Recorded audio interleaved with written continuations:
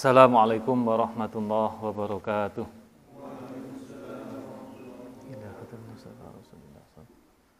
Al-Fatihah.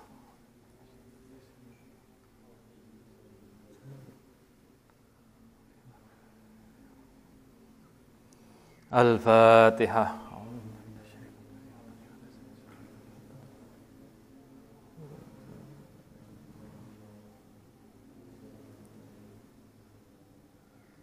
Al-Fatihah.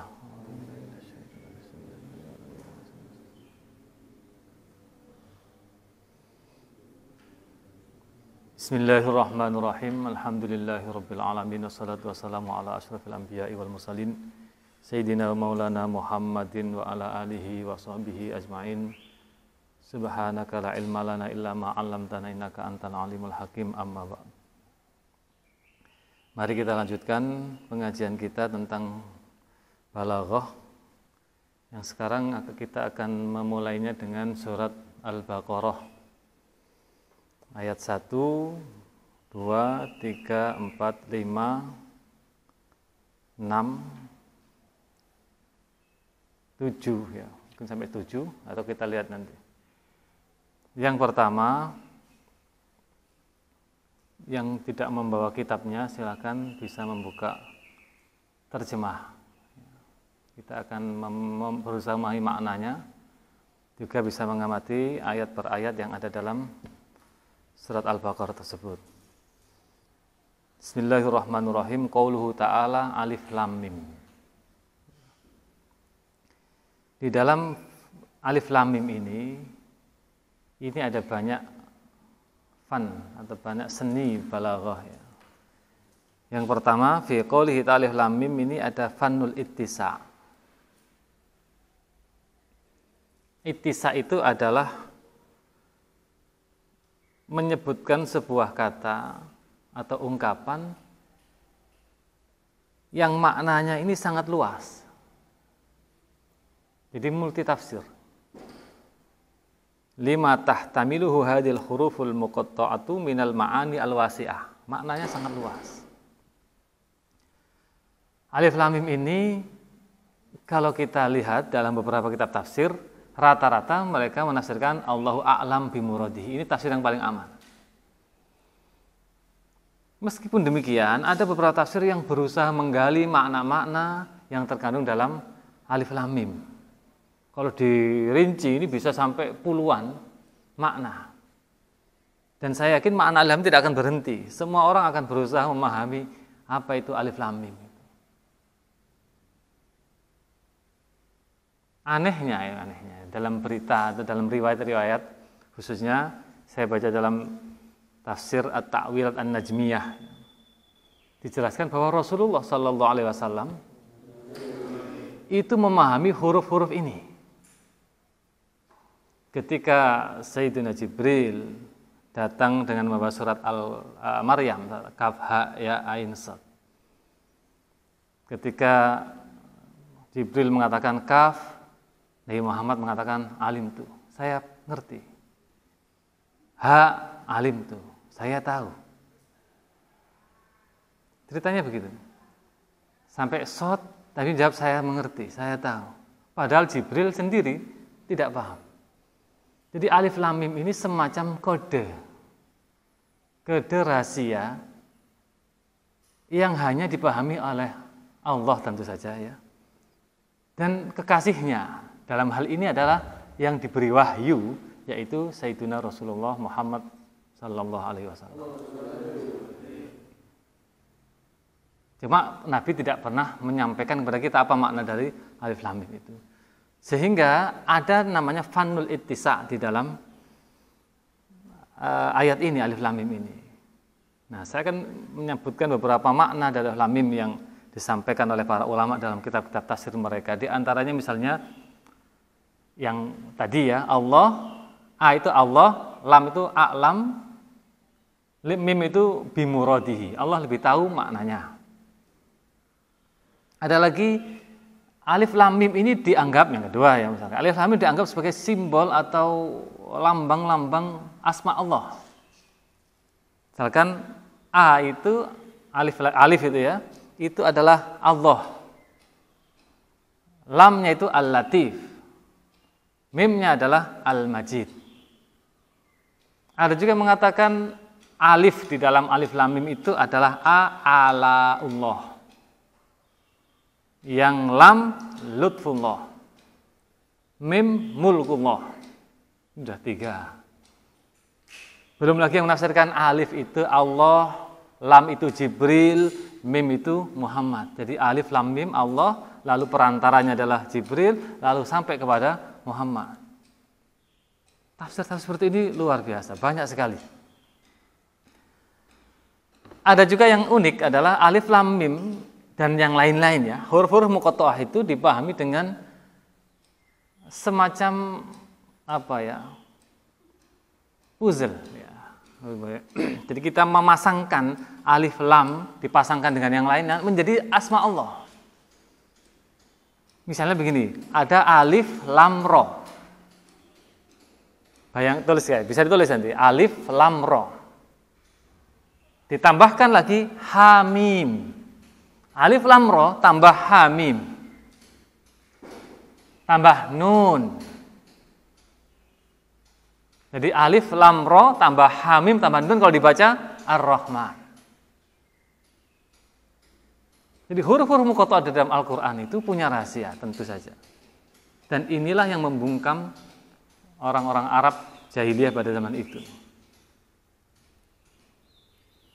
Ada lagi makna bahwasanya alif lam mim adalah sumpah.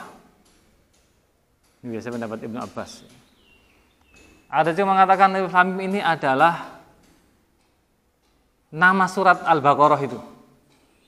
Di surat alif lam mim. Ada juga orang-orang tasawuf ya, memahami alif lam mim adalah kode untuk pendekatan kepada Allah. Misalnya alif itu infiraduhu atau infiradul qalbi li rabbih. Hati ini ditujukan khusus hanya kepada Allah di alifnya. Lamnya lainu janibihi, ringan di dalam melakukan ibadah li adai haqqillah, li adai haqqillah, untuk melaksanakan hak-hak Allah. Mim muwafaqatu amrihi, nurut, taat, cocok dengan perintah Allah.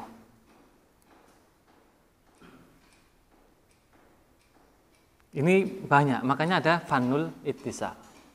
Apakah berarti itu tidak? Masih banyak tafsir-tafsir yang menjelaskan alif lam mim. Hanya saja semuanya tetap menjadi rahasia Allah. Mana yang benar di antara tafsir-tafsir itu? Yang jelas di dalam riwayat yang tadi saya kutip dari tafsir At-Ta'wilat An-Najmiyah mengatakan Nabi Muhammad sudah paham. Tapi tetap menggunakan, kita anggap sebagai fanul ittisa. Lalu yang kedua ada majaz. Ini majaz ini. Karena alif lam mim disebut huruf itu majaz. Karena dia adalah asma musammayatiha. Al-huruf al-mabsutah. Ini dalam kata alif lam mim. Yang kedua, atau yang ketiga ini ya, fi qouli ta'ala alif lam mim ada husnul iftitah. Ada husnul iftitah. Jadi seni membuka omongan, seni membuka pembicaraan yang baik.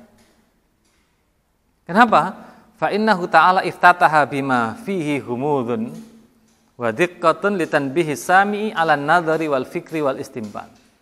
Allah sengaja memulai Al-Qur'an dalam hadis surat Al-Baqarah dengan kata-kata yang penuh rahasia, penuh keunikan.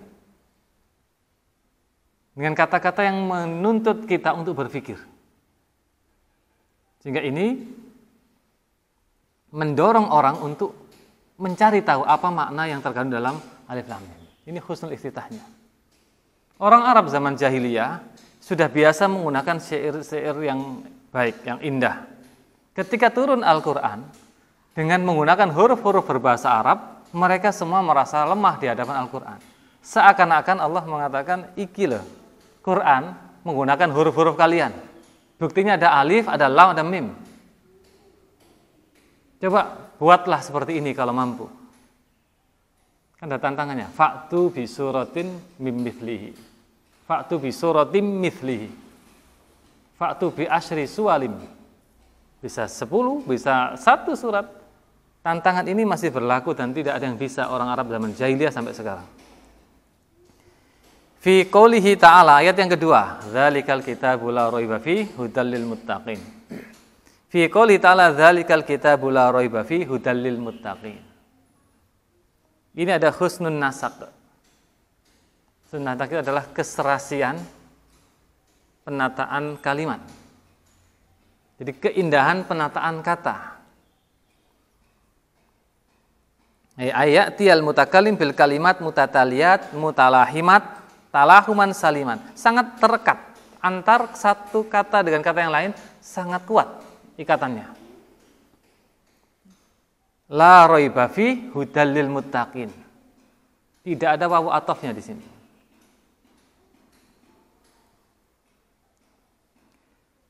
Fi qoulihi ta'ala dzalikal kitab. Dzalikal kitab menggunakan istihdam ismil isyarah dzalika. Kenapa menggunakan itu? Kitab itu yang menunjukkan jauh. Ini sebenarnya mengisyaratkan yuhi bi uluwi sya'nihi, mengisyaratkan ketinggian Al-Qur'an. Wa bu'di martabatihi fil kalam. Dan jauhnya tingkatan kesempurnaan Al-Qur'an. Maka menggunakan dzalika. Kalau menggunakan ini kayak rendah, iki loh Al-Qur'an. Iku. Kita biasa mengisarkan ini, itu biasanya adalah ada ikhtikornya. Orang ini dah yang kau tunjuk kemarin ini. Ini kan mengejek, menghina. Kalau itu ada perasaan yang mengagungkan. Maka dzalika di dalam kalimat ini bukan sekedar milih. Ini ada rahasianya. Kenapa tidak kita baca hadzal kitabul la raiba fi? Enggak ada keagungannya, enggak ada ketinggian Al-Qur'annya di sini. Termasuk juga fi qouli ta'ala dzalikal kitab ada ma'rifatnya kata al-kitab, ta'riful kitab. Litafkhim li amrihi. Ini juga untuk mengagungkan bahwa kitab ini adalah kitab yang mulia yang sudah dikenal.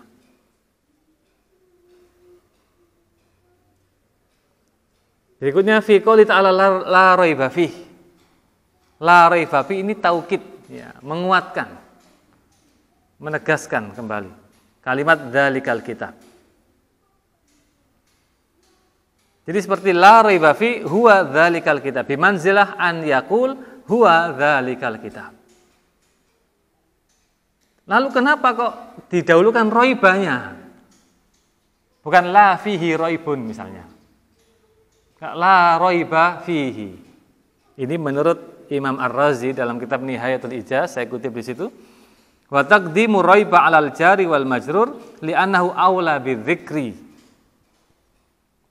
Karena lebih utama untuk disebutkan wal muradu anna kitaban ghairahu fihi raib. Ini maksudnya adalah kitab selain Al-Qur'an ada keraguan. Ini maksudnya adalah kitab selain Al-Qur'an ada keraguannya. Sehingga yang tidak ada keraguan hanya Al-Qur'an.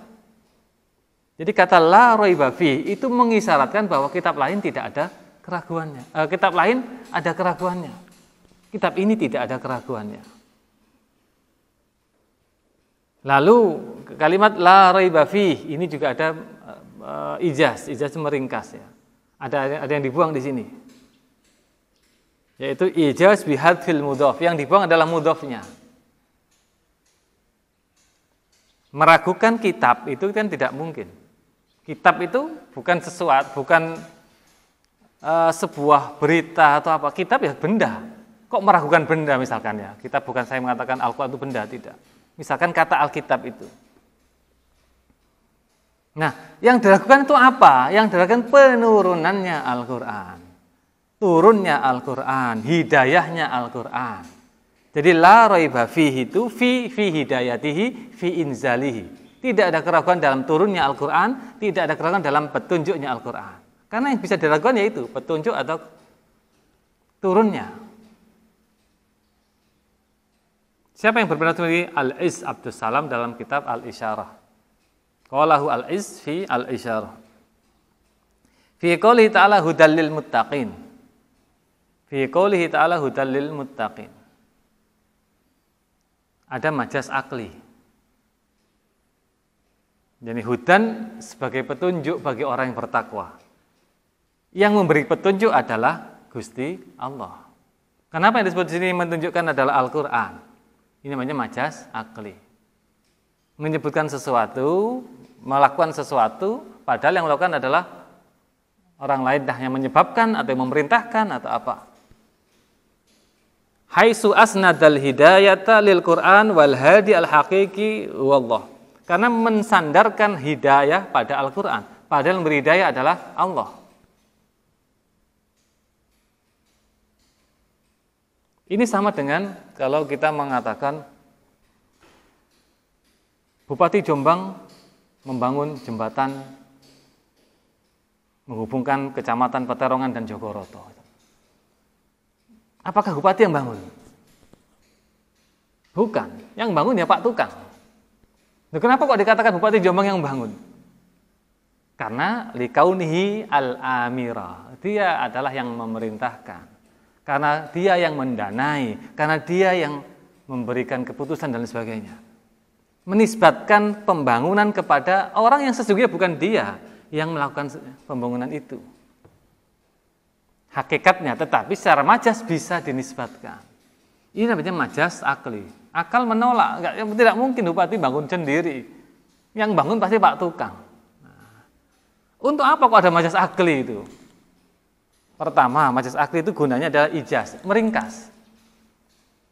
Daripada kita mengatakan Bupati Jombang, Pak Tukang dan ini membangun jembatan. Langsung saja Bupati membangun jembatan. Ini mewakili banyak hal.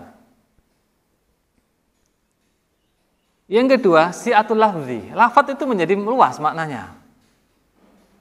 Ketika kita mengatakan Quran ini hidayah, kita kan tahu yang beri hidayah adalah Allah. Ini seakan-akan Allah memberi hidayah dengan perantaraan Al-Quran. Sehingga tanpa kita menyebut banyak seperti ini, kita tidak paham. Quran adalah hidayah. Kita sudah paham bahwa Quran adalah memberi petunjuk kepada orang-orang yang bertakwa. Padahal sesungguhnya yang beri petunjuk adalah Gusti Allah. Kita juga sudah paham bahwa yang beri petunjuk adalah Gusti Allah. Di lafaz tadi, hidayah tadi ini bisa menjadi luas maknanya. Kemudian iradul makna daqiqatan. Yang ketiga, di dalam majas akli itu ada penyampaian makna secara detail. Jadi kita bisa tahu, oh ini yang bangun ini ya tidak itu, tapi ini juga ikut.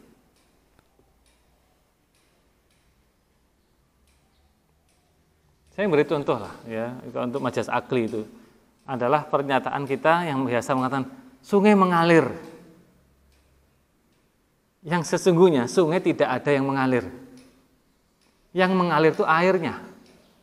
Sungainya tetap yaitu sungai Joso, yaitu terus Joso itu. Enggak akan berubah, sungai Joso tetap tidak akan berubah. Di situ terus. Yang berganti apa yang mengalir? Airnya. Tetapi kenapa kita tidak pernah mengatakan air mengalir di sungai? Kita hanya mengatakan sungai Joso mengalir. Itu namanya majas akli. Untuk menyingkat waktu, untuk menyingkat ucapan, agar orang bisa memahami kata sungai itu dengan lebih jelas, bahwa sungai itu mengandung air dan air itu nanti yang mengalir dan seterusnya.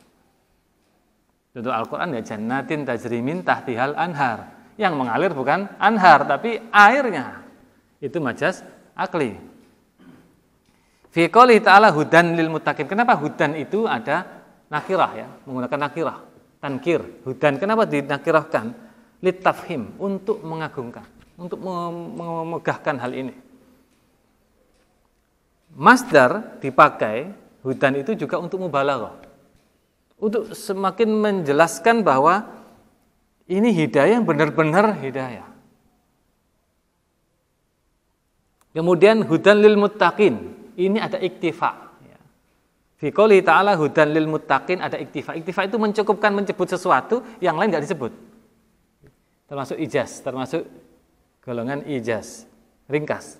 Menyebut satu padahal yang lain enggak. Siswa Darul Ulum harus masuk. Maksudnya ya siswi juga gitu. Misalkan begitu ya. Nah, di sini misalnya hudan lil muttaqin. Padahal Quran itu tidak hanya hudan lil muttaqin. Juga hudan lil kafirin. Loh kok bisa? Karena di dalam surat yang lain disebutkan hudal linnas wa bayyinatim minal huda. Jadi Quran ini tidak hanya hidayah kepada atau untuk orang yang bertakwa, tapi juga untuk manusia.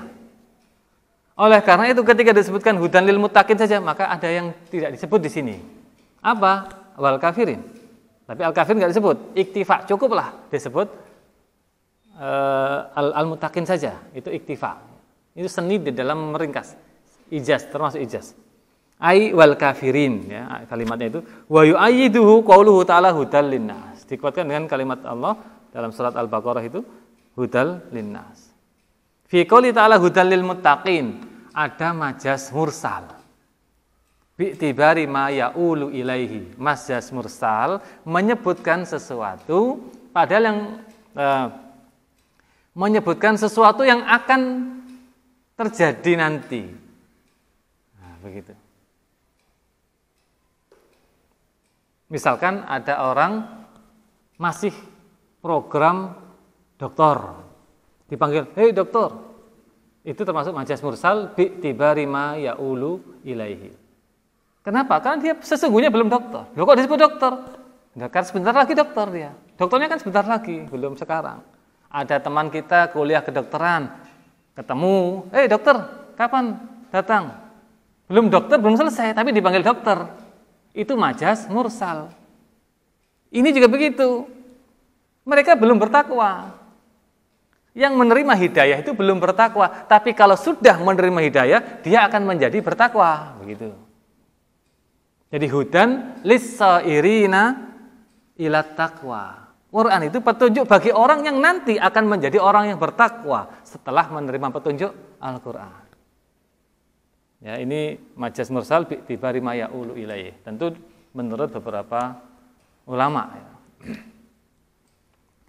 Kemudian fi qoulihi ta'ala alladzina yu'minuna bil ghaibi wa yuqimunas sholata wa mimma razaqnahum yunfiqun walladzina yu'minuna bima unzila ilaika wa ma unzila min qablik wa bil akhirati hum yuqinun, ayat 3 sampai 4. Ada namanya seni at-taqsim al-mustawfi wa yusamma sihhatal aqsam. At-taqsim al-mustawfi itu maksudnya adalah semacam menyebut sesuatu secara detail tanpa menyisakan yang lain, begitu. Misalkan saya mengatakan waktu itu ya kalau nggak pagi, siang, sore ya malam. Itu toh. Nggak ada lagi selain itu. Itu namanya at-taqsim al-mustawfi. Di dalam ayat ini ada yang seperti itu. Ini dalam kitab Badiul Quran ya. Di dalam ayat itu bisa mencakup seluruh ibadah.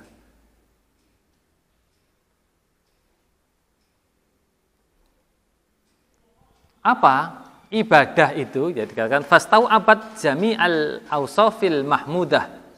Itu sifal mu'minun fiha bi jami'il ibadat. Semua ibadah ada dalam ayat itu. Ibadah itu kan ada dua. Satu ibadah badaniyah, ya. Dua ibadah maliyah. Tidak ada lagi selain itu. Ibadah badaniyah dan ibadah maliyah. Ibadah badaniyah terbagi dua. Satu ibadah batin, dua ibadah zahir.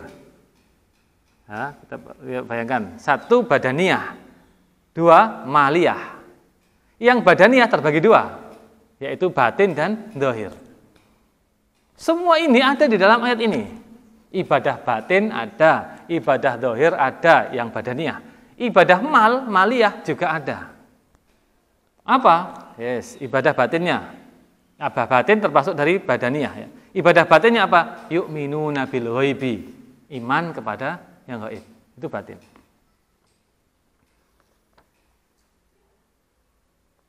Ibadah dohirnya ya, Badaniyah yang dohir, wa yuqimunas sholata, mengerjakan sholat. Nah, lengkap ini sudah. Jadi ayat ini mewakili semua ibadah, begitu maksudnya. Ibadah maliyahnya, wa mimma razaqnahum yunfiqun. Luar biasa. Walladzina yu'minu bima unzila ilaika wa ma unzila min qablik, ini juga sama batin atau badaniyah yang batin, wa bil akhirati hum yuqinun, juga badaniyah yang batin. Artinya sudah lengkap disebutkan di situ.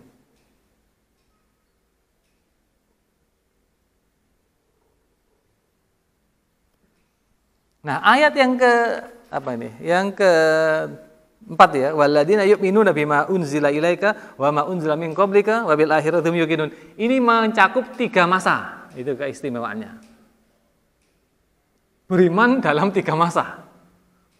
Pertama, beriman pada masa sekarang, yaitu walladzina yu'minuna bima unzila ilaika. Beriman kepada yang diturunkan kepadamu saat ini, yaitu Al-Qur'an.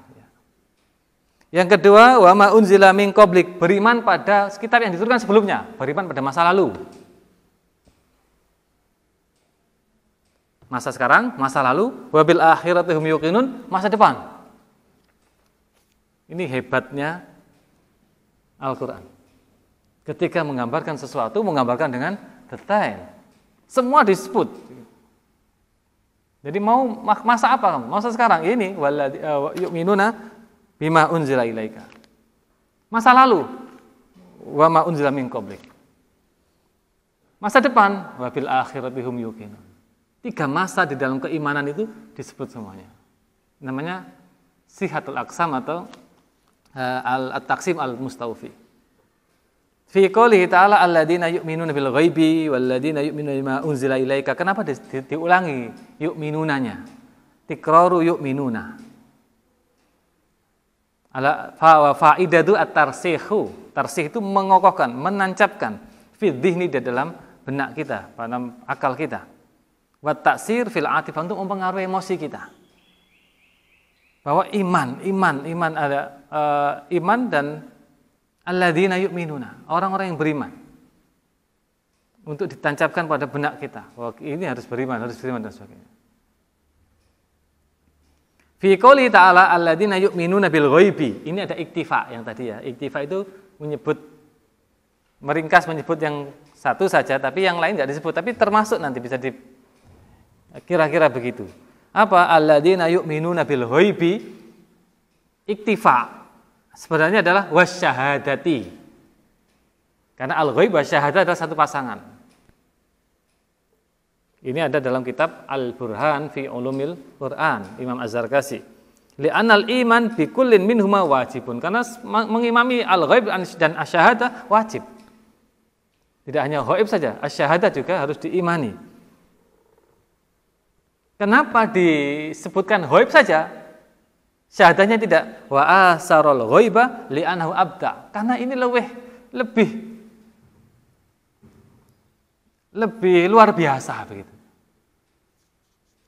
Kalau sudah beriman ke yang gaib, mestinya pasti beriman ke yang nampak.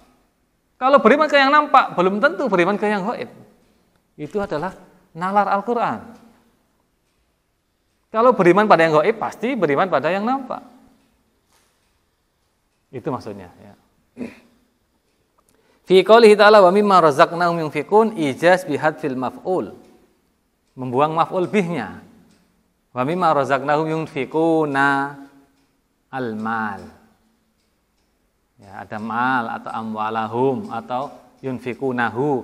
Yang dinafkahkan apa? Itu harus mestinya harus disebut, tapi ini dibuang. Untuk apa dibuang? Dalam ayat ini misalkan untuk menjaga ritme atau nadanya. Bisa seperti itu, atau untuk memperluas jangkauan fi'il. Kata kerja yunfiqun menafkahkan apa saja. Tidak hanya menafkahkan harta, tapi juga menafkahkan kekuatan. Bantu dengan menafkahkan usaha kita, menafkahkan harta kita, jiwa kita dan sebagainya. Kemudian walladzina yu'minuna bima unzila ilaika wa ma unzila min qablik. Kenapa mendahulukan yu'minuna bima unzila ilaika? Kenapa mendahulukan Al-Qur'an misalnya ya? Sebelum At-Taurat, Injil dan Zabur, kitab-kitab sebelumnya. Kenapa? Karena keimanan terhadap Al-Quran itu melandasi keimanan kepada Taurat, Injil, dan Zabur. Jadi orang itu percaya Zabur, Taurat, dan Injil itu kalau sudah baca Al-Quran, tahu Taurat, Zabur, dan Injil, sehingga percaya kepada kitab-kitab tersebut. Kalau tidak percaya Al-Quran, ya nggak mungkin percaya dengan Taurat, Zabur, dan Injil. Itu maksudnya bagi orang-orang yang beriman. Jadi orang-orang yang beriman itu mengenal Al-Quran dahulu, lalu mengenal kitab-kitab sebelumnya. Fi qoulihi ta'ala bima unzila ilaika. Takbir bil madi anil mudhari. Beriman kepada apa yang telah diturunkan kepadamu. Apakah pada saat surat Al-Baqarah ini turun semua Quran telah diturunkan? Kan belum. Nah, belum. Yang diturunkan sebagiannya. Kenapa kok disebutkan yang telah diturunkan? Jadi menurut Imam Az-Zamakhsyari, takbir bil madi anil mudhari, menyebut dengan fi'il madi, tapi maksudnya adalah masa sekarang dan masa yang akan datang. Kenapa? Alasannya adalah taghliban lil maujud ala ma lam yujad, intinya begitu. Untuk mengelindih, mengalahkan. Ya. Jadi dipenangkan, yang sudah turun kan sudah banyak. Makkiyah itu sudah berapa ribu ayat yang sudah turun sebelum Al-Baqarah. Itu maksudnya. Nah, kalau sebagian sudah turun dan sebagian kecil akan turun setelahnya, anggap saja semua sudah turun. Itu maksudnya. Itu taklid. Fi qouli ta'ala wa bil akhirati hum yuqinun. Dan mereka percaya kepada hari akhirat ya, atau hari kiamat ya. Takdim wa ta'khir ini.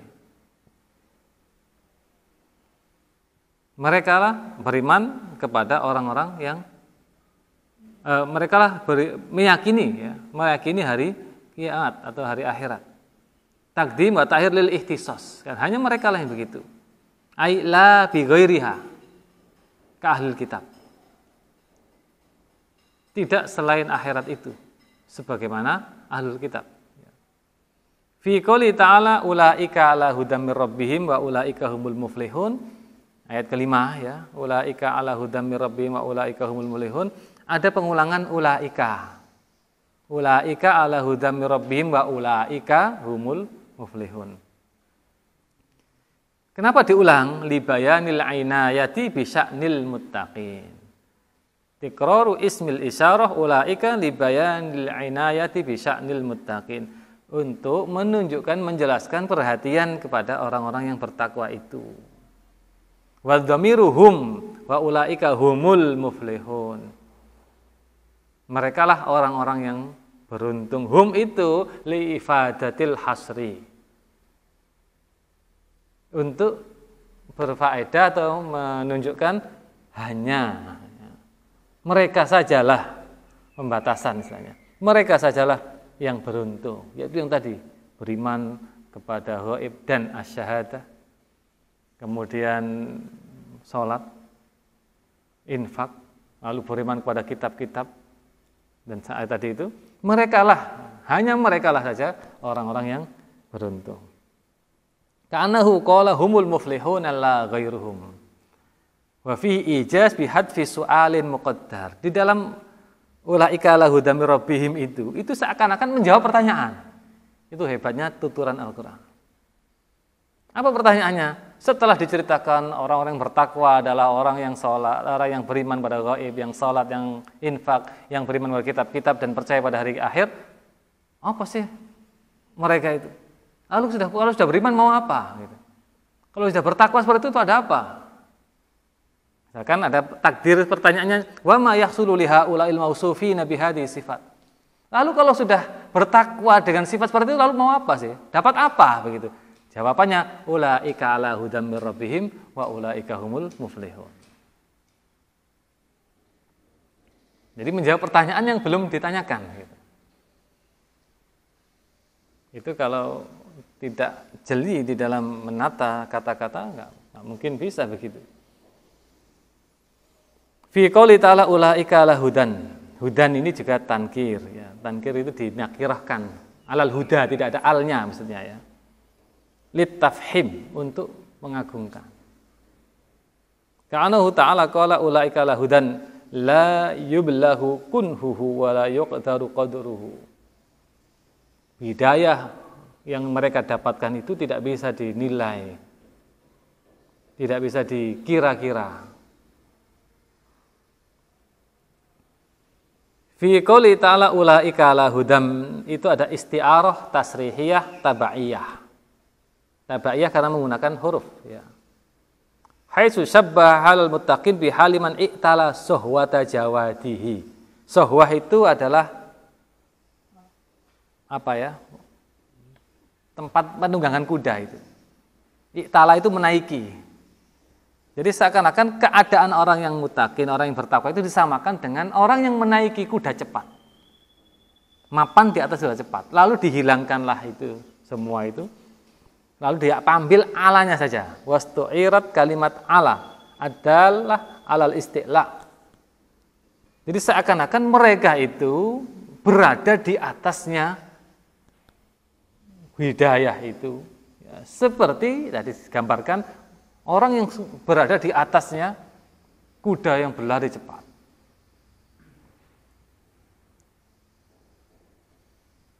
Wasta'ala alama ba'daha haqiqatan. Nahwu Zaidun ala sadhi. Zaid di atas sotuh, di atas panggung. Au hukman alaihi dain. Di atasnya ada hutang, kan bukan itu maksudnya. Tapi dia harus membayar hutang. Dia punya beban hutang. Gitu. Ya, hampir seperti itu. Ya. Ini pendapat siapa? Muhyiddin Darwis dalam kitab I'rabul Quran wa Bayanuhu. Sawa'un alaihim a'andartuhum am lam tundirhum la yu'minun. Ini bayan litai'is min imanil kufar. Ini penjelasan untuk ya tidak usah terlalu ngoyo istilahnya. Dari atau atas keimanan orang-orang kafir. Tidak usah terlalu ngoyo. Karena mereka ini sudah sama saja. Mereka ini pasti kafir. Sawa'un alaihim. Ini menunjukkan apa? Wa fi dzalika dilalatun ala huluwihim fil kufri. Ini menunjukkan keterlaluannya mereka di dalam kekafiran. Wa tughyan, dan kemaksiatan atau penentangan. Wa adami istidadihim lil iman. Mereka enggak akan siap untuk beriman. Wa fihi dammun lil kafir. Ini celaan bagi orang-orang kafir. Kita itu enggak enak loh gitu kan. Padha ya arek iku. Dinasihati enggak mungkin nurut. Nggak enak. Saat itu kok direken diseneni ambek gak podo ae. Gak akan mandek. Ada orang dikatakan begitu itu kan mencela itu. Itu menghina sekali. Saking jeleknya anak itu sehingga orang sudah putus asa lah gampangnya begitu. Nah, tapi di sini litaiis ya. Artinya biar Nabi ini merasa dakwah itu sekedar usaha saja. Jika sudah dikehendaki mereka menjadi orang-orang yang kafir, ya sudahlah. Karena Nabi ini memang kalau dalam surat Asy-Syu'ara dikatakan la'allaka bakhi'un nafsaka alla yakunu mu'minin. Hampir saja kau wahai Muhammad membunuh dirimu. Intinya begitulah maknanya. Karena mereka tidak beriman. Nabi itu saking inginnya mereka beriman, luar biasa mikirnya. Hingga Allah mengingatkan seperti itu. Termasuk ini adalah litaiis. Ya, biar enggak terlalu ngoyo begitu. Biar dibuat santai sajalah. Enggak beriman ya wis. Sawaun alaihim a'andartahum am lam tundirhum la yu'minun. Sama saja bagi mereka kau peringatkan mereka atau tidak, mereka tidak akan beriman. Dalam kalimat a'andartahum itu ada hamzah. Tapi hamzah bukan bermakna pertanyaan, tapi bermakna at-taswiyah, menyamakan, sama saja. Fi qouli ta'ala khatamallahu ala qulubihim wa ala sam'ihim wa ala absarihim bisyawah. Ini fanu tamsil. Tamsil itu maknanya banyak ya. Di dalam balaghah tamsil itu ta'rifnya atau pengertiannya banyak. Tapi yang diambil di sini adalah penggunaan ini sebagai perumpamaan. Jadi menurut kitab Badiul Quran, fa inna alfadhu hadhil ayah wa ma'naha mithalun majazi. Ini sebagai perumpamaan secara majaz atabi litatabayyan bihi haqiqatu ma'nan murad. Karena mereka tidak mau mengambil pelajaran dari Al-Quran, dari peringatan-peringatan Rasulullah, seakan-akan begitu. Diumpamakan Allah telah menutup hati mereka, menutup pendengaran mereka, dan di mata mereka, di penglihatan mereka ada penutupnya, ada sumpelnya gitu. Jadi ada khotam, ada ghusyawah yang menghalangi pandangan mereka, yang menghalangi pendengaran mereka. Fi qoulihi ta'ala khatamallahu ala qulubihim. Ini ada isti'arah ya. Isti'arah khotama itu. Jadi Allah mengibaratkan hati mereka, haitsu syabbaha qulubahum allati ta'bal haqqa, yang tidak mau menerima kebenaran, wa asma'ahum wa absarahum, yang tidak mau melihat hidayah dan mendengarkan nasihat, itu seperti biwi'ain mahtum, seperti tempat yang tertutup, alaihi masdudun manafiduhu, yang enggak ada celahnya sama sekali. Maksiyun alaihi bihi sya'in yamna'u an yasilahu ma yuslihuhu, yang enggak bisa diperbaiki lagi. Diibaratkan hati mereka begitu, karena tidak mau mendengar Al-Quran, tidak mau melihat, seakan-akan ditutup. Nah, begitu. Diibaratkan tempat itu lalu ditutup. Hati itu diibaratkan tempatnya ditutup. Maka khatamallah ala qulubihim. Hati apakah punya tutup? Ya enggak punya tuh hati itu. Enggak ada tutupnya hati. Hati ya entah di mana hati itu. Tapi diibaratkan hati seperti tempat wadah yang bisa tertutup, tak ada celah. Itu ibaratnya, itu namanya isti'arah. Diibaratkan. Jadi ada perumpamaannya, ada tasbihnya. Ala qulubihim, fi qouli ala qulubihim wa ala sam'ihim wa ala absarihim. Kenapa qalbun didulukan? Lalu sam'ihim, lalu absarihim. Taqdimul qalbi li alal a'dha li annahu asyrafu a'dha'il insan, karena yang paling mulia di tubuh kita ini adalah hati, al-qalbu. Qalbu itu secara fisik adalah jantung. Yang paling menentukan kita ini jantung. Jantung mati ya sudah mati semua. Yang paling menentukan adalah jantung. Kalau secara fisik, kalau secara batin ya hati, entah di mana, Allah alam itu. Di mana hati kita? Bisa kita nyentuh dada. Padahal kalau hati yang fisik itu di perut sebelah kanan. Kenapa hati didahulukan? Karena lebih mulia. Semua itu fi khidmatil qalbi. Semuanya meladeni atau melayani hati. Kenapa as-sam'u didahulukan atas al-basar? Ini banyak. Di Quran itu rata-rata itu as-sam'u didahulukan atas al-basar.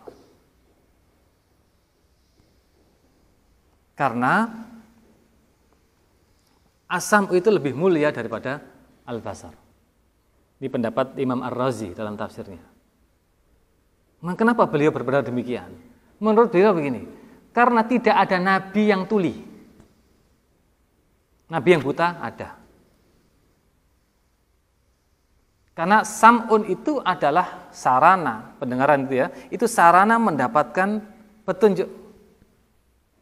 Bahkan dikatakan li'anna sam'a syartun nubuwati, syarat kenabian.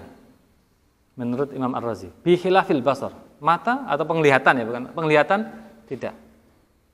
Siapa nabi yang buta? Nabi Yakub misalnya pernah buta, meskipun nanti tapi pendengarannya enggak pernah hilang. Itu menurut Imam Ar-Razi.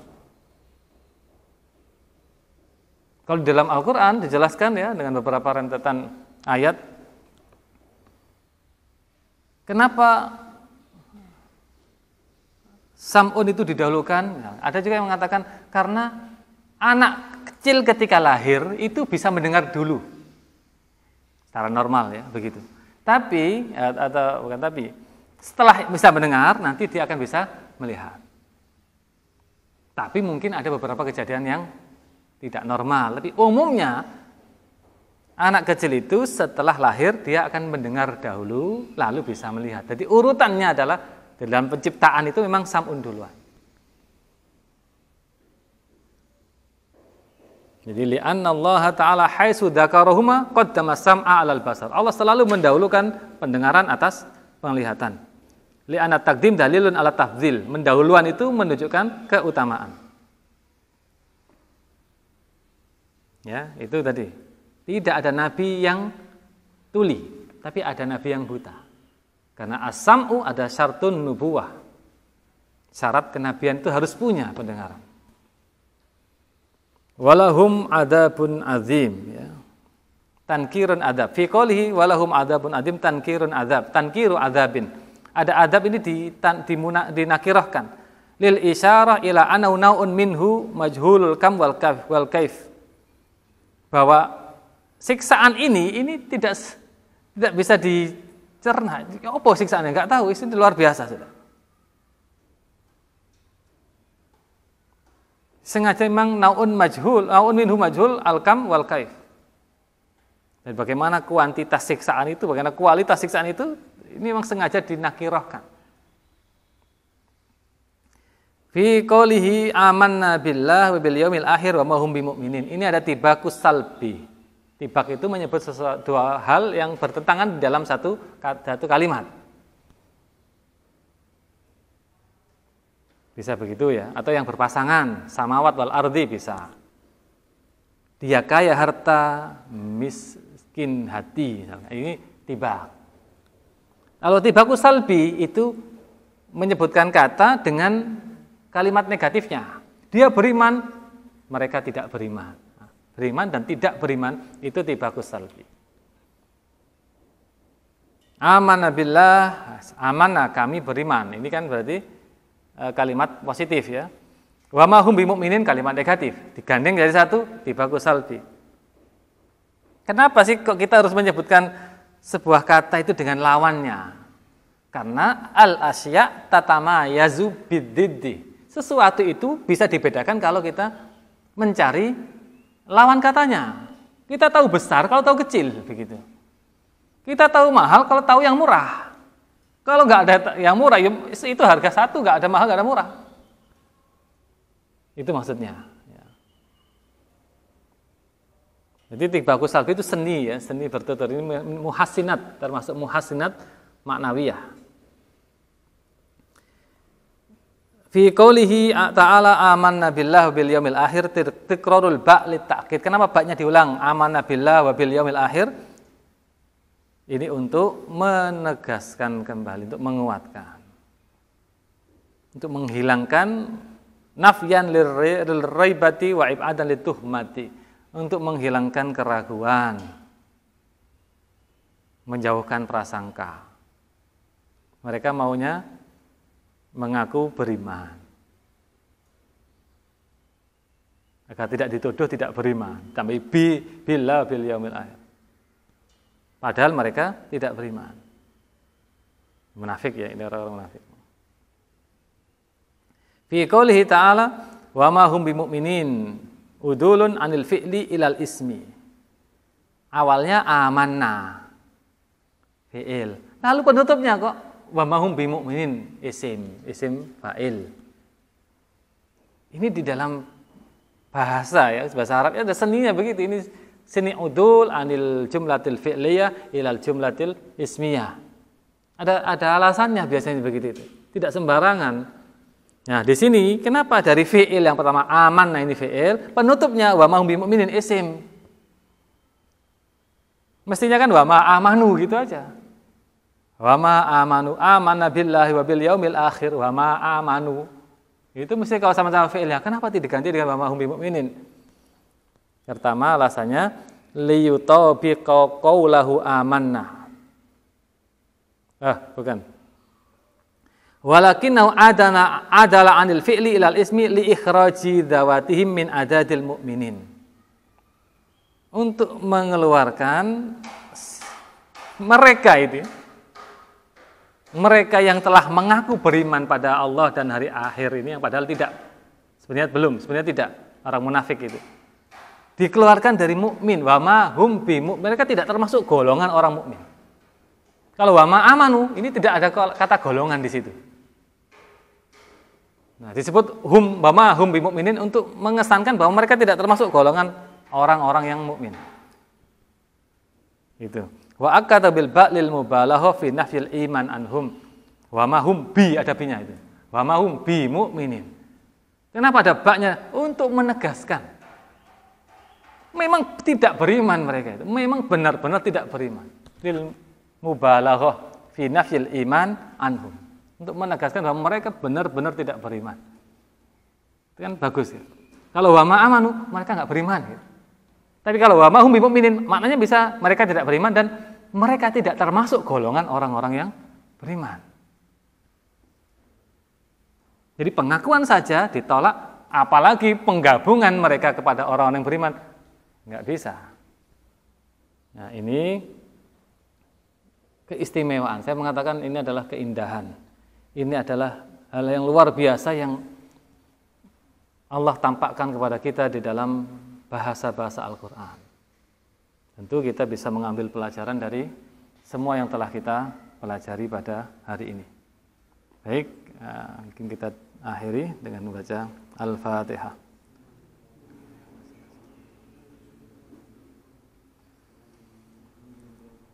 Bismillahirrahmanirrahim. Alhamdulillahirabbil alamin. Allahumma shalli wa sallim barik ala sayyidina Muhammad. Allahumma inna nas'aluka fahman nabiyyin wa hifdzal mursalin wa ilhamal malaikatil muqarrabin bi rahmatika ya arhamar rahimin. Allahumma aghnina bil ilmi wa zayyinna bil hilmi wa akrimna bit taqwa wa jammilna bil afiyah. Wa sallallahu ala sayyidina Muhammad wa ala alihi wa sahbihi wa baraka wa sallam. Walhamdulillahi rabbil alamin. Wassalamualaikum warahmatullahi wabarakatuh.